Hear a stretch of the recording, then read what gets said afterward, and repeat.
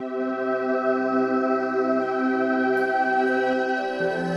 Everyone, मैं अमन गुजारे आर्य knowledge point YouTube channel के माध्यम से आप लोगों के बीच में लगातार हर रोज जो है 11th और 12th हिंदी मीडियम और इंग्लिश मीडियम दोनों की ज्योग्राफी के जो मैटर हैं, चैप्टर्स हैं, उनको लगातार आप लोगों के बीच में ला रहा हूँ। तो आपको अच्छे लग रहे होंगे, तो आप सभी लाइक करें, वीडियो को सब्सक्राइब करें। आप ना तो लाइक करते हैं और सब्सक्राइब भी कम कर रखा है, और शेयर करें जिससे कि जो और आपके साथ के जो लोग हैं या बच्चे हैं जो आपके चित परिचित हैं वो भी इसका फायदा उठा सके। तो आप लोग सभी वीडियो को शेयर जरूर करें, लाइक करें, और आपको जो अच्छा लगे या जो कोई कमी तो आप उसमें कमेंट करके मुझे बताएं, जिससे कि मैं और ज्यादा सुधार करके आप लोगों को अच्छे से अच्छे कर सकूं, अच्छे से अच्छे जो वीडियोस प्रोवाइड करा सकूं, और जिससे कि आप और से और ज्यादा फायदा उठा सकें। मैं आपका मनोज आर्य आर्य नॉलेज पर यूट्यूब चैनल के माध्यम से टोस्ट आदि वगैरह वगैरह जो है, बहुत सारी जो वस्तुएं हैं वो किससे बनाई जाती है? खाद्यान्न वाली कृषि उत्पादों से ही बनाई जाती हैं। ठीक है, इसमें नाम ले लो बढ़िया बढ़िया, है चलो रहने दो, है ना, तो भूख लगाएगी सभी को। ठीक है, आगे करें। खा तैयार और मिठाइयाँ हैं, मिठाइयाँ हैं, रसगुल्ले, बर्फी, गुलाब जामुन है, रसभरी, और क्या क्या कहेंगे? कलाकंद और सोन पापड़ी, काजू कतली हैं, और भी बहुत सारे, बूंदी के लड्डू, मोतीचूर के लड्डू, बहुत सारी मिठाइयाँ हैं भाई। बांस आप देख सकते हैं बहुत ज्यादा प्रयोग में आते हैं। बांस से कागज बनता है।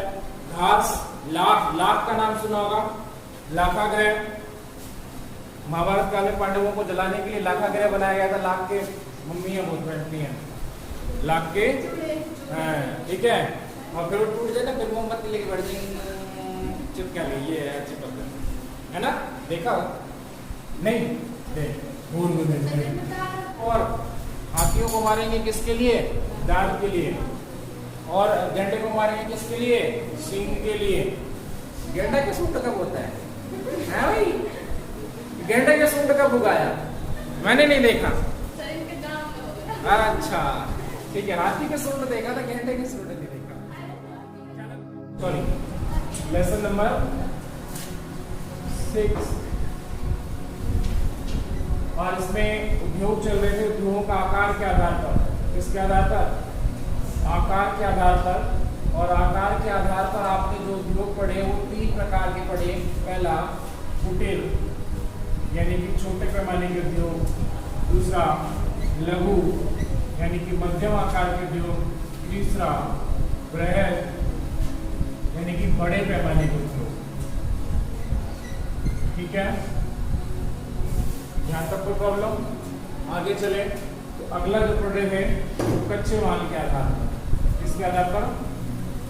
कच्चे माल के आधार पर। कच्चे माल के आधार पर जो उद्योगों के प्रकार हैं उसमें पहला जो उद्योग रखा गया है, कौन सा उद्योग रखा गया है?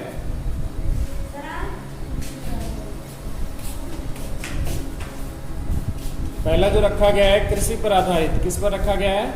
कृषि आधारित। किस पे आधारित?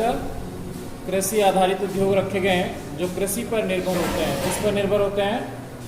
कृषि पर निर्भर होते हैं, कृषि फसलों पर निर्भर होते हैं। जैसे मैंने कल बताया भी था कि आपके उद्योग जो आते हैं, पहला कृषि आधारित में आप देखें तो कृषि उपकरण, कृषि से प्राप्त जो कच्चा माल है उस पर, जैसे चीनी उद्योग किस पर निर्धारित है? कृषि पर है। सूती वस्त्र उद्योग किस पर निर्धारित है? कृषि पर है। ठीक है, और भी ऐसे बहुत सारे उद्योग हैं जो किस पर आधारित है? कृषि पर आधारित होते हैं। इस प्रकार के उद्योगों को कृषि आधारित उद्योग कहा जाता है। खेतों से प्राप्त कच्चे माल को विभिन्न प्रक्रियाओं द्वारा तैयार माल में बदलकर विक्रय हेतु ग्रामीण व नगरीय बाजारों में भेजा जाता है। ठीक है, इसमें अचार, शक्कर, चीनी, पेय पदार्थ, कोकोआ, मसाले, तेल, वस्त्र, रेशमी, जूट, रबड़, ये सब उद्योग किस में आते हैं? कृषि। इसी में कृषि के साथ साथ भोजन प्रसंस्करण संबंधी, भोजन संबंधी, जैसे मैं कल एग्जांपल भी दे रहा था कि ब्रेड, क्या ब्रेड, टोस्ट आदि वगैरह वगैरह जो है, बहुत सारी जो वस्तुएं हैं वो किससे बनाई जाती है? खाद्यान्न वाली कृषि उत्पादों से ही बनाई जाती हैं। ठीक है, इसमें नाम ले लो बढ़िया बढ़िया, है, चलो रहने दो, है ना।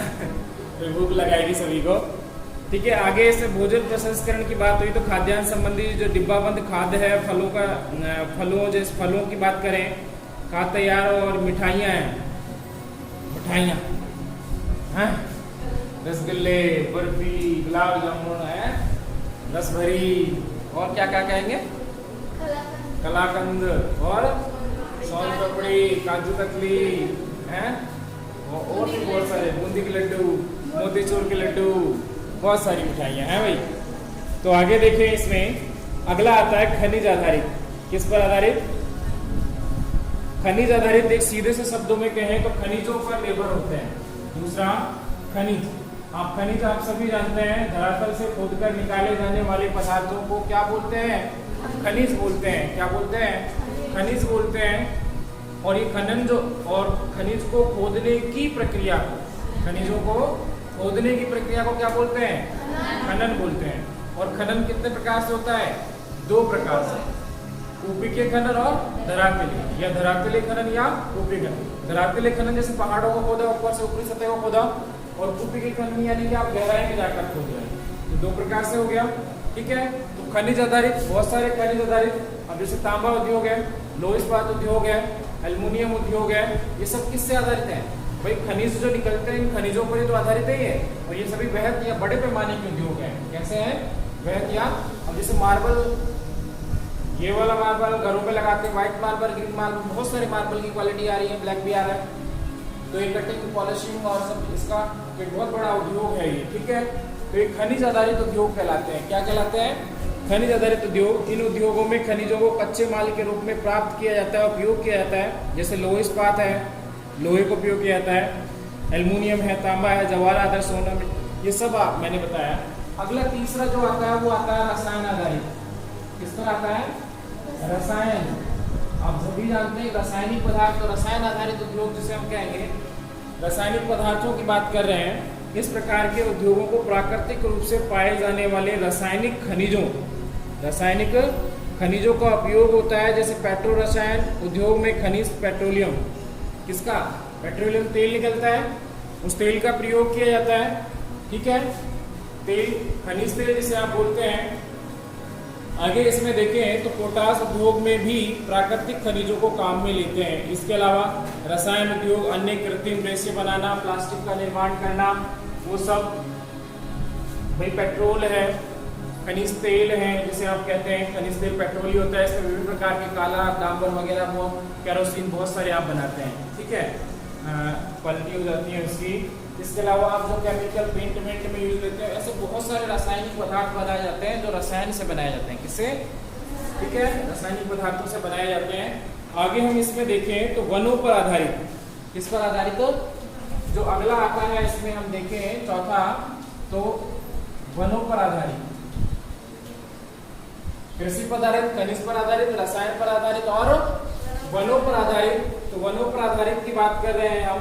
तो वनों से आप सभी जानते हैं क्या क्या मिलता है। वन हमें जो है प्रत्यक्ष या अप्रत्यक्ष रूप से बहुत सारी वस्तुएं प्रदान करते हैं। तो सबसे जो मूल रूप से जो वस्तु प्रदान करते हैं वो क्या है? लकड़ी। क्या है? लकड़ी से फर्नीचर उद्योग चल रहा है पूरा। क्या चल रहा है? इसके अलावा बहुत सारी औषधियाँ, ठीक है, उसके अलावा बहुत सारी औषधियाँ जो प्राप्त होती हैं, गोंद प्राप्त होती है, या अन्य बहुत सारे उत्पाद हैं जो हमें कहाँ से प्राप्त होते हैं? वनों से प्राप्त होते हैं।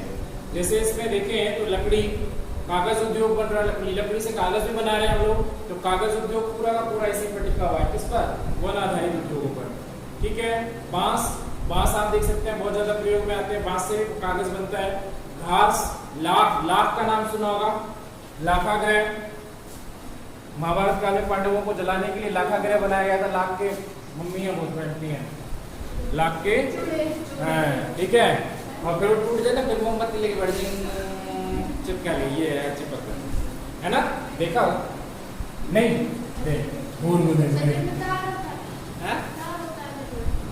तार नहीं होता बेटा इनमें, ये एक जैसे मोम होती है ना, ऐसे मोम की तरह होता है, पिघल, जैसे आंच के सामने ये पिघलने लगता है। ठीक है, लाख के चूड़े वगैरह या और बहुत सी वस्तुएं बनाई जाती हैं। अगला जो आता है वनों के बाद में पशु आधारित। पशु आप सभी जानते हैं, पशु क्या है? जानवर। इन जानवरों से सबसे ज्यादा क्या खाद्यान्न वस्तुओं के रूप में प्रयोग लिया जाता है? पहला दूध। दूध से अन्य उत्पाद जो है, घी है, दही है, पनीर है, छाछ है, अन्य उत्पादित होते हैं फैक्ट्रियों में, जिन्हें हम कहें डेयरियों में। ठीक है। दूसरा जो है मांस के लिए पाला जाता है। ठीक है, ठीक है। बीफ उद्योग, जिसे बीफ कहते हैं, बीफ। ठीक है। और ये बड़े पैमाने पर मशीनरी का प्रयोग करते हुए इसमें पूरे जानवर को डाला, मशीन पकड़ लेती है और कट, और फिर सब मशीनों, अधिकतर मशीन कर देती है सारा काम। ठीक है। और फिर उसको छोटे छोटे पीसेस में डिवाइड कर भी देती है। ठीक है। और तो बीफ उद्योग भी पशु आधारित। चमड़ा, फिर उसकी ऊपर की जो खाल है वो लेयर उतार ली जाती है और उसका क्या बनाया जाता है, फिर सुखा करके, फिर उसे सुखा करके, फिर घिस करके उसे रंगा जाता है, फिर उसको पॉलिशिंग की जाती है। और कानपुर उत्तर प्रदेश में चमड़े के उद्योग के कारण गंगा नदी जो है, यमुना नदी जो है, सबसे ज्यादा दूषित हो गई है। गंगा, कानपुर उत्तर प्रदेश। ठीक है। चमड़ा, इसमें बहुत सारे रसायनों का प्रयोग किया जाता है, चमड़े को रंगा जाता है। आप देखते हैं कई प्रकार के रंग का चमड़ा आता है, वो रंगों से रंग करके, साफ करके, पॉलिश करके। ठीक है। तो आप देखिए, इसके अलावा पशुओं को और हाथियों को मारेंगे किसके लिए? दांत के लिए। और गैंडे को मारेंगे किसके लिए? सींग के लिए। गैंडा के सूंड कब होता है भाई? गैंडे के सूंड कब उगाया? मैंने नहीं देखा। अच्छा, ठीक है। हाथी के सूंड देखा था, गैंडे के सूंड नहीं देखा। चलो कोई बात नहीं। तो हिरण है, हिरण के सींगों के लिए, ऐसे बहुत सारे जीव हैं जिनको मारा जाता है। शेर की खाल के लिए मारा जाता है, हिरण की खाल के लिए। तो ये सब पशु आधारित उद्योग के रूप में। लेकिन ये जंगली जो जानवर हैं, इनका शिकार करना, जानवरों का शिकार करना कानूनी रूप से प्रतिबंधित है, लेकिन फिर भी लोग करते हैं। ठीक है, जो गैर कानूनी है। ठीक है। उत्पाद पर आधारित उद्योग। उत्पाद पर आधारित उद्योग की बात करें, अब इसमें कहा गया उत्पाद पर आधारित। उत्पाद क्या होते हैं? यानी कि जिनका उत्पादन किया जाता है। अब कुछ उत्पादन करते हैं, फिर उनका उपयोग लेकर फिर औद्योगिक क्रियाओं में प्रयोग लेते हैं। जैसे आप देखिए, यहाँ कुछ मशीन औजार देखेंगे, तो यहाँ लोहा जो है कच्चे माल के रूप में उपयोग होता है। पहले लोहे को डलवा कच्चा लोहा बनाया जाता है, उस कच्चे लोहे से फिर विभिन्न प्रकार की वस्तुओं का निर्माण या मशीनों का, कलपुर्जों का निर्माण किया जाता है। तो इस उत्पाद पर आधारित। इसमें देखो, वे उद्योग जिनका उत्पादन अन्य वस्तु बनाने के लिए कच्चे माल के रूप में किया जाता है, उन्हें आधारभूत उद्योग कहते हैं। और आधारभूत उद्योग जो है वो लोहा है। आधारभूत, जो अन्य उद्योग के लिए आधार तैयार करते हैं, आधारभूत उद्योग, जैसे लोहा, लोह इस्पात। आप उसकी बहुत सारी चीजें बनाते हैं, घटक बनाते हैं, मशीनें बनाते हैं, और बहुत सारे उपकरण और चीजें बनाई जाती हैं। इसमें उत्पाद के आधारित उद्योग, इसे हम आधारभूत उद्योग भी कहते हैं। जैसे एग्जाम्पल लोहा। ठीक है। वस्त्र उद्योग, लोहा जो है उससे वस्त्र उद्योग के लिए क्या बनाएगी? मशीनें बनाएगी। और भाई लोहा है, कच्चा लोहा मिला यहाँ पे, इस कच्चे लोहे से क्या बनाई? पुर्जे बनाई। और इन पुर्जों का असेंबल करके क्या बनाई? मशीन बनाई। इस मशीन से कपड़ा या अन्य वस्तुओं का निर्माण किया जाता है और फिर उपभोक्ता तक जाती है। तो पूरा उत्पाद पर आधारित हो गया एक क्रम। ठीक है। आगे देखें इसमें, तो जैसे इसके अलावा और भी वस्तुएं, जैसे कृषि से अपन ने गेहूं या गेहूं, चावल या अन्य जो है उत्पाद प्राप्त किए, फिर उनको मशीनों से पीसने के बाद उनके अन्य वस्तु बनाकर उपभोक्ताओं तक बेच दी। ठीक है, या पहुंचा दी। इसके अलावा जैसे रोटी है, ब्रेड है, बिस्कुट है, चाय है, साबुन है, कागज है, टेलीविजन है, श्रृंगार सामान आदि, ये सभी क्या है? उत्पाद पर आधारित उद्योग की श्रेणी में आते हैं। किस पर आते हैं? उत्पाद पर आधारित उद्योग की श्रेणी में। इनका उत्पादन किया जाता है, फिर उपभोक्ता तक ये पहुंचाए जाते हैं। तो इनमें कहीं ना कहीं आधारभूत उद्योग जो होता है उनका, क्योंकि बिना लोहे के, बिना मशीनों के, बिना एल्यूमिनियम के आप उद्योग इकाइयों को खड़ा नहीं कर सकते। ठीक है। स्वामित्व के आधार पर, किसके आधार पर? स्वामित्व।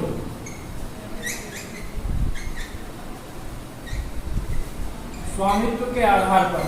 स्वामित्व यानी कि अधिकार, स्वयं का, सरकार का, या दोनों का। तो इसलिए 3 भागों में बांटा गया। कितने भागों में बांटा गया? 3 भागों में बांटा गया। तो पहला भाग है इसमें सार्वजनिक सार्वजनिक उद्योग, दूसरा निजी, तीसरा संयुक्त। अब इसको आप समझिए कि ये क्या होता है, ठीक है। पहला है सार्वजनिक। सार्वजनिक सीधे सीधे सरकार के अधीन होते हैं। किसके अधीन होते हैं? सार्वजनिक क्षेत्र के उद्योग जो होते हैं वो सरकार के अधीन होते हैं। इनका संचालन सरकार के द्वारा किया जाता है। किसके द्वारा किया जाता है? सरकार के द्वारा। यानी कि निजी का या व्यक्ति विशेष का अधिकार नहीं होता है। इसका पूर्ण संचालन जो है वो कौन करती है? सरकार करती है। और सोवियत संघ यानी कि रूस एक ऐसा ही देश है जहां पर अधिकतर जो उत्पादन इकाइयां हैं वो सार्वजनिक क्षेत्र की हैं। कैसी है? सार्वजनिक क्षेत्र की है, सरकार के अधीन।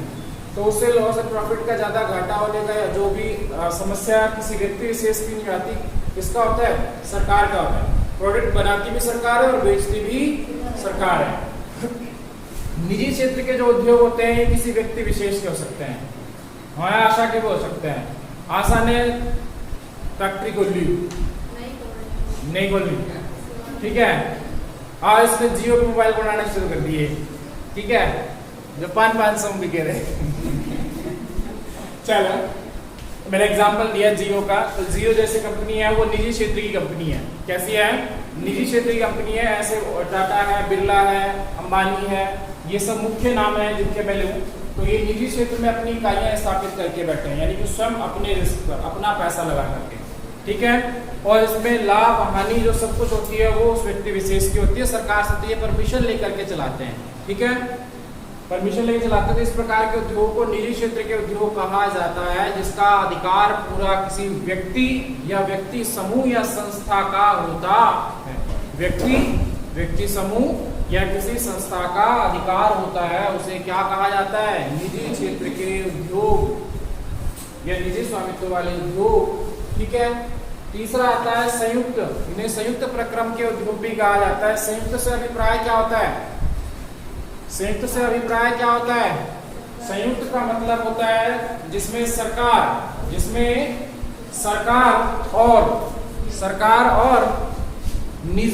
सरकार और निजी ये दोनों मिलकर के काम करते हैं। इसे क्या कहते हैं?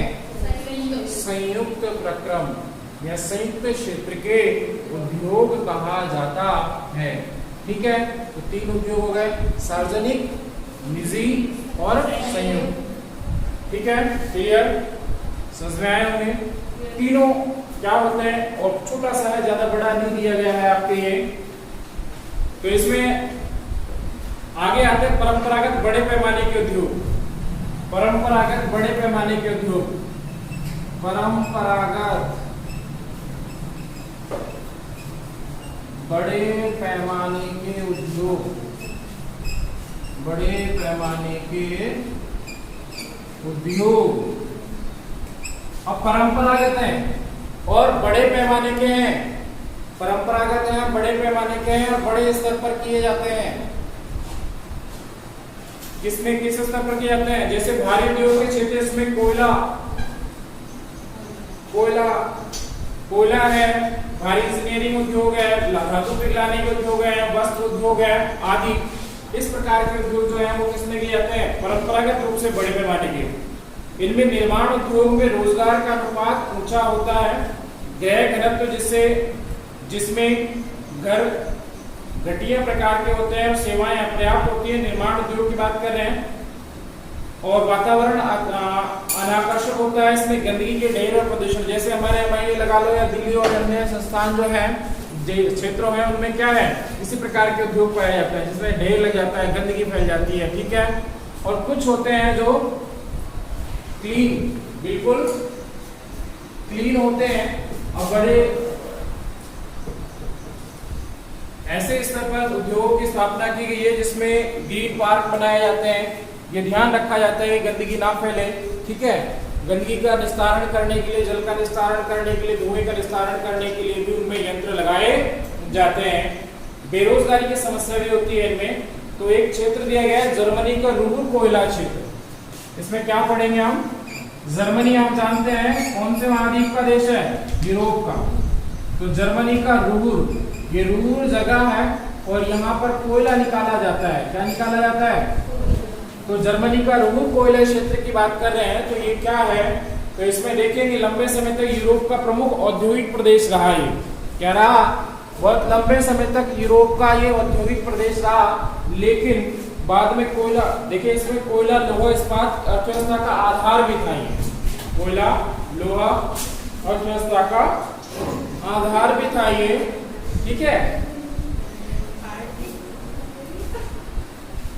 आधार भी रहा है ये जर्मनी का। कौन सा क्षेत्र, रुहुर कोयला क्षेत्र। कोयले की मांग आने के कारण, कोयले की मांग की पूर्ति जो है जर्मनी यूरोप में ये जो ये क्षेत्र है प्रमुख रूप से करता था, और ये थोड़ा संकुचित एक क्षेत्र में, हर कोई जो उद्योग में या जो खनिज होते हैं वो संकुचित होते हैं, विस्तृत नहीं होते हैं। विस्तृत मतलब बड़े क्षेत्र में फैले नहीं होते हैं, संकुचित क्षेत्रों में मिलते हैं।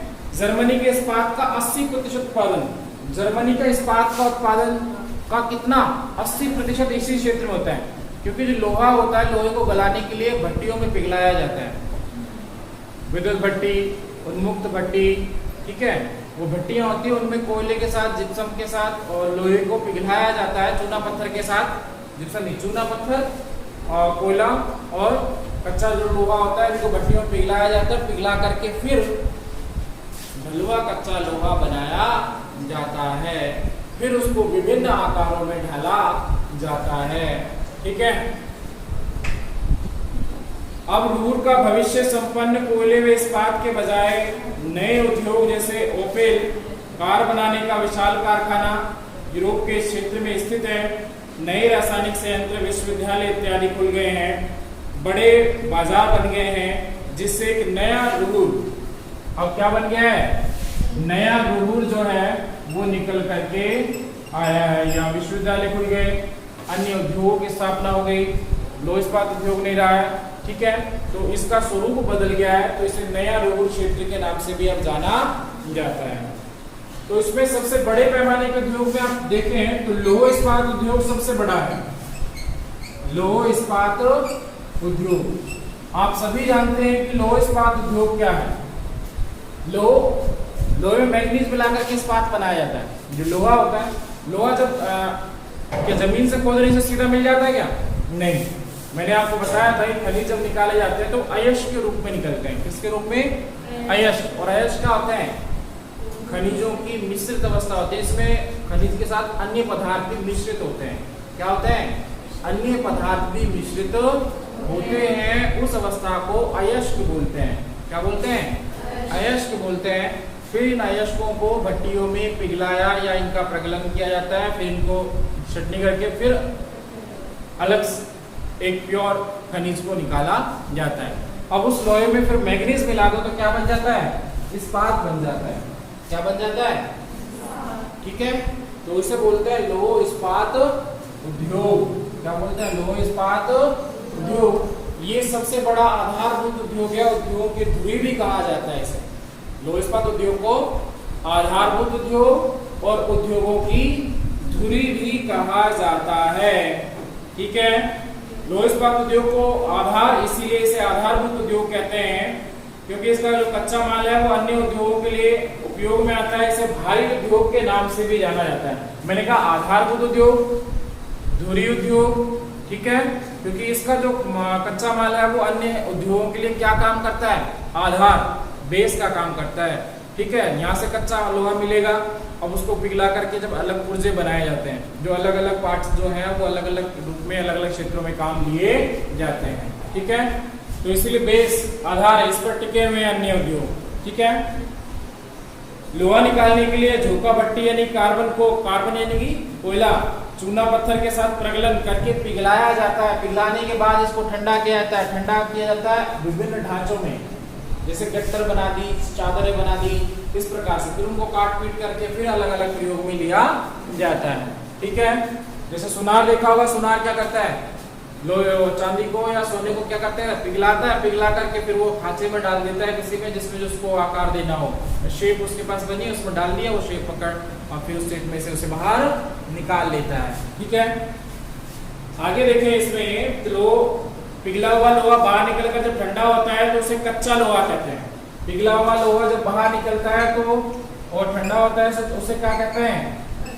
कच्चा लोहा। और इस कच्चा लोहे में क्या मिला दिया जाता है? मैग्नीज।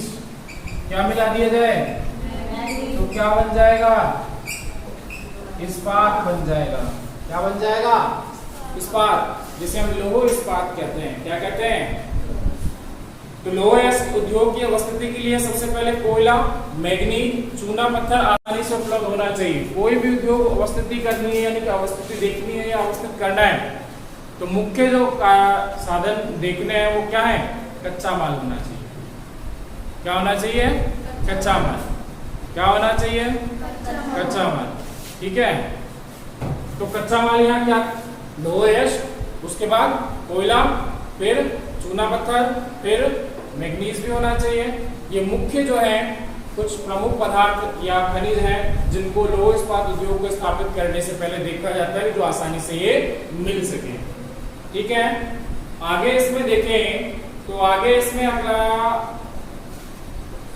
परंपरागत रूप से अधिकतर इस्पात का उत्पादन विशाल स्तर पर है। छोटे इस्पात संयंत्र जिनमें केवल इस्पात निर्माण किया जाता है। वितरण की बात करें तो विश्व में बहुत सारा क्षेत्र है। पिट्सबर्ग, एक नाम लें, पिट्सबर्ग।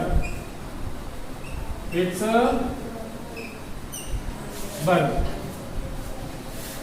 वितरण, लोह इस्पात का वितरण, यानी कि कहां कहां पर लोह इस्पात उद्योग का फैलाव ज्यादा है। तो हम देखें सबसे पहले यूरोप, इसमें यूरोप, अमेरिका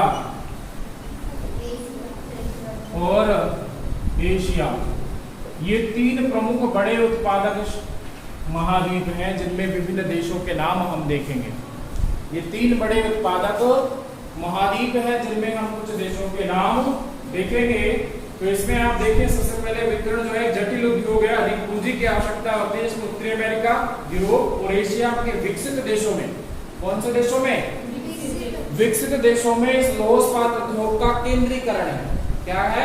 केंद्रीकरण की जमावड़ा है, अधिक पाए जाते हैं वहां पे। कौन से? इन तीन महाद्वीपों में। इन तीन महाद्वीपों में, अब कौन कौन से हैं इन महाद्वीपों में वो देखेंगे। तो यहाँ आगे हम चले, सेंट्रल अमेरिका में लोह इस्पात उत्पादन के जो क्षेत्र हैं, तो सबसे पहले है पिट्सबर्ग, अमेरिका की बात कर रहे हैं। और अमेरिका में जो क्षेत्र है वो यहाँ नाम दिया गया पिट्सबर्ग। पिट्सबर्ग और महान झील प्रदेश, हारून, इरी, मिशिगन, मिसिसिपी, ये नदियां हैं और झीलें हैं। पांच झीलें हैं उत्तरी अमेरिका में, जिसे महान झील प्रदेश के नाम से जाना जाता है। उसी के पूर्वी तट पर और उसके किनारे और पिट्सबर्ग में सर्वाधिक लोह इस्पात उद्योग का केंद्रीकरण है। कहां पर? उत्तरी अमेरिका में। इसमें उत्तरी शब्द भी लगा देता हूं, वैसे अमेरिका सही है, जिसमें उत्तरी और दक्षिणी दोनों आ जाएगा। ठीक है, तो मुख्य रूप से केंद्रीकरण है। इसके बाद देखो झीलों के नाम, गेरी है, ईरी है, क्विडलैंड है, लोरेन है, बफेलो। बफेलो नाम की जगह है जो विश्व में उत्तरी अमेरिका में सबसे ये प्रसिद्ध है, बफेलो। इसे से आपको हटा देता हूँ। बफेलो मतलब क्या होना कर रहा है? भैंस। भैंस के आगे बीन बजाना, पर भैंस को समझ में नहीं आना। ठीक है, बफेलो जगह का नाम है और इस बफेलो जगह पर क्या है? लोह इस्पात उद्योग का केंद्रीकरण है। उत्तरी अमेरिका में ये स्थित है और उत्तरी अमेरिका के पूर्वी तटीय किनारे पर है। ये कहां पर है? पूर्वी तटीय किनारे पर है। महान झील प्रदेश मैंने नाम बताया आपको, अटलांटिक क्षेत्र है इसमें। तो पिट्सबर्ग जो है, पिट्सबर्ग का जो है महत्व घटता जा रहा है। क्या होता जा रहा है? महत्व जो है वो घटता जा रहा है। और इसे जंग का कटोरा क्या कहा जाता है? इसे ये लो, हो गई जंग।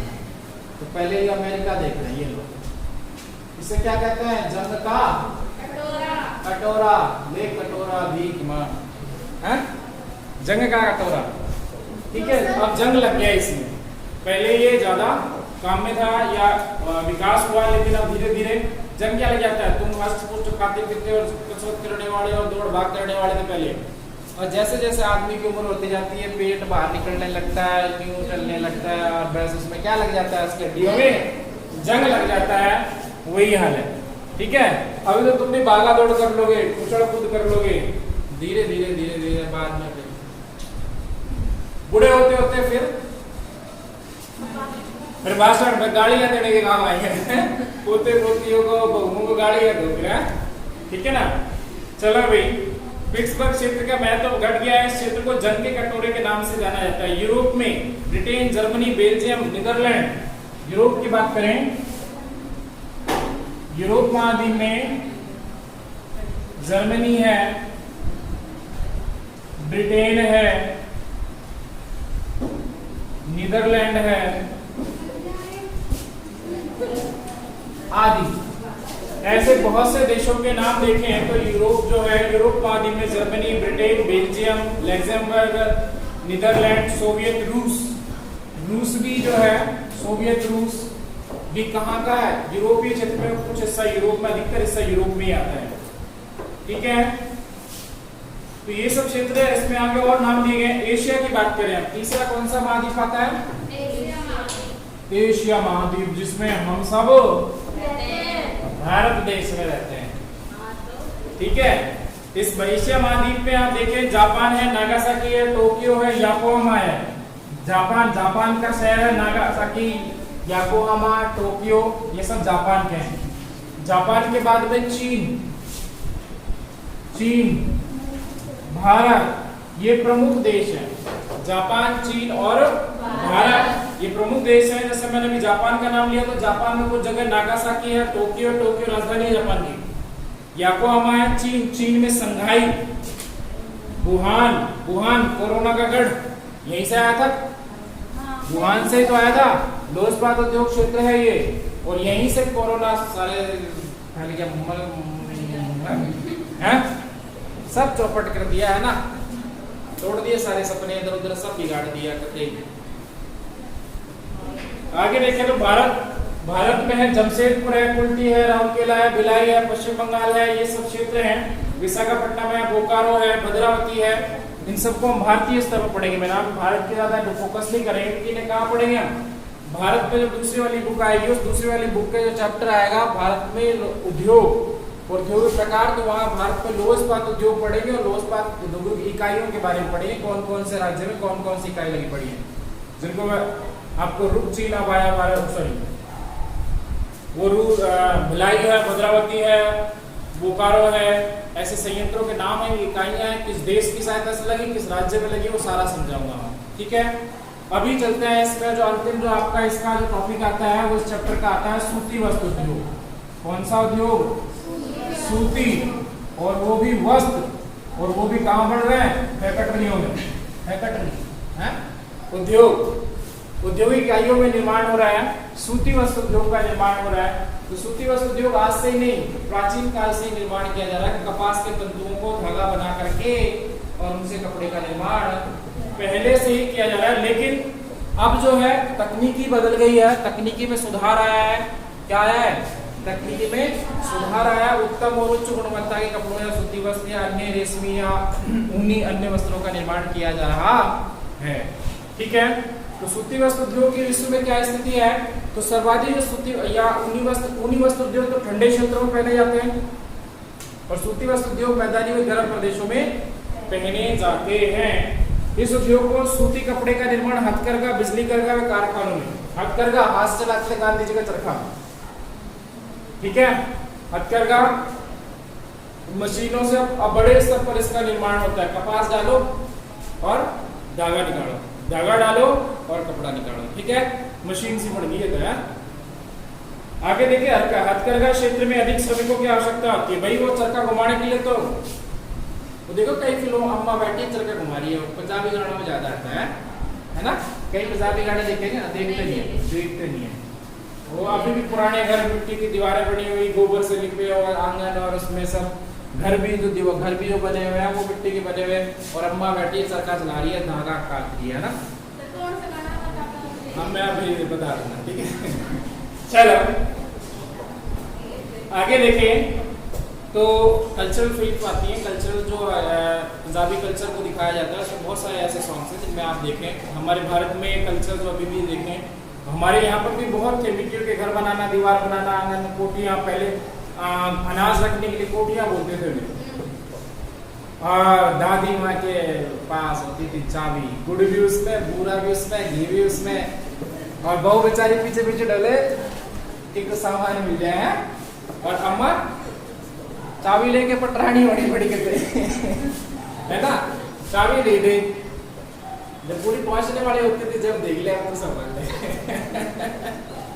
है ना, ये था। चलो अब वो सिस्टम भी खत्म हो गया।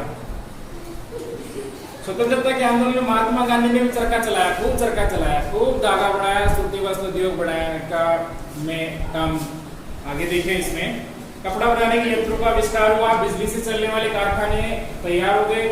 कारखानों में कपड़ा बनाने के लिए अधिक पूंजी की आवश्यकता होती है। सूती वस्त्र निर्माण के लिए कच्चे माल के रूप में अच्छी किस्म की कपास की आवश्यकता है।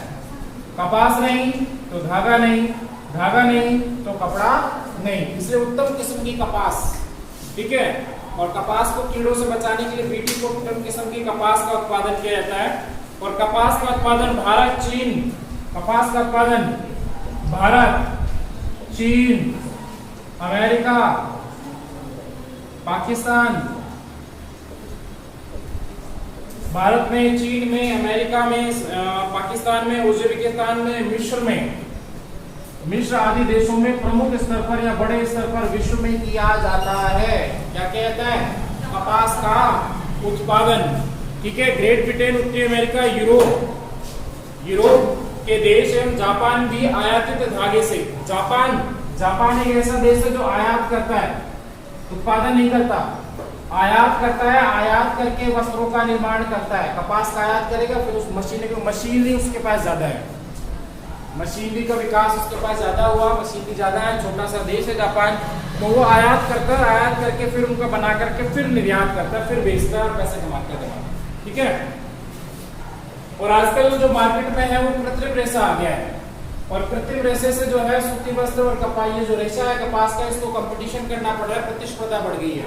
क्या हो गया? प्रतिस्पर्धा बढ़ गई है, जिसके कारण जो इनकी कीमतों में भी प्रभाव पड़ा है। जर्मनी में औद्योगिक क्रांति हुई, उसके बाद सूती वस्त्र उद्योग में बड़ी क्रांति हुई। जर्मनी में औद्योगिक क्रांति के बाद सूती वस्त्र उत्पादन में क्रांति हुई।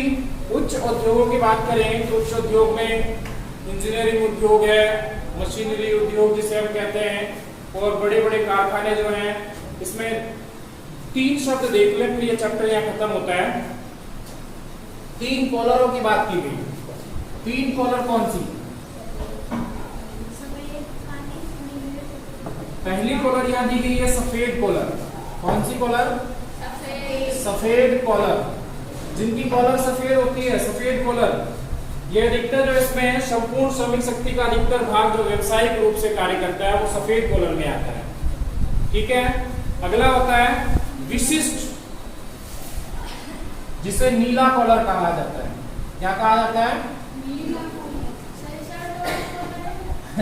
कॉलर यानी कि कह दिया गया, देखिए एक बाबूजी होंगे, वो आराम से बड़ी चमकदार और फ्रेश वाली और पहन के जाएंगे, ठीक है। अधिकतर व्हाइट शर्ट, या जैसे आप वकील को देखो तो व्हाइट शर्ट पहन के, ब्लैक कोट, पर्टिकुलर एक सिंबल सा होता है, क्योंकि डॉक्टर के पास, पुलिस का अलग होता है। ऐसे ही हम 3 कॉलर में बांटा उद्योग किया जाता है।